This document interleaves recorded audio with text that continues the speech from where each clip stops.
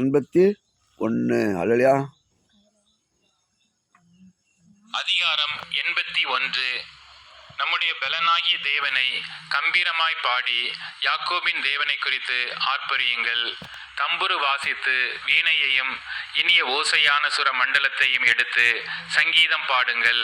மாத பிறப்பிலும் நியமித்த காலத்திலும் நம்முடைய பண்டிகை நாட்களிலும் எக்காலம் ஊதுங்கள்.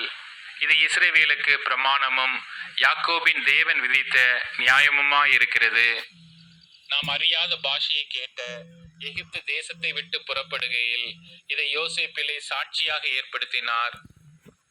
அவன் தோளை சுமைக்கு விலக்கினேன், அவன் கைகள் கூடைக்கு நீங்களாக்கப்பட்டது. நெருக்கத்திலே நீ கூப்பிட்டாய், நான் உன்னை தப்புவித்தேன். இடி முழக்கம் உண்டாகும் மறைவிடத்தில் இருந்து உனக்கு உத்தரவு அருளினேன்.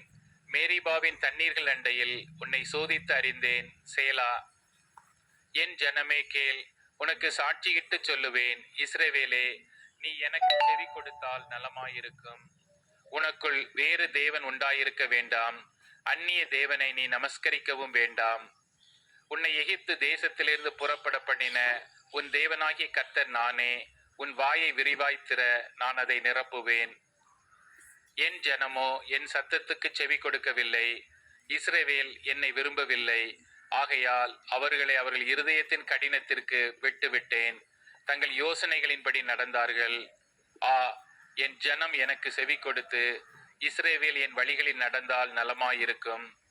நான் சீக்கிரத்தில் அவர்கள் எதிராளிகளை தாழ்த்தி என் கையை அவர்கள் சத்துருக்களுக்கு விரோதமாக திருப்புவேன். அப்பொழுது கர்த்தரை பகைக்கிறவர்கள் அவருக்கு இச்சகம் பேசி அடங்குவார்கள். அவர்களுடைய காலம் என்றென்றைக்கும் இருக்கும். உச்சிதமான கோதுமையினால் அவர்களை போஷிப்பார். கண்மலையின் தேனினால் உன்னை திருப்தியாக்குவேன். சங்கீதம் அதிகாரம் 82.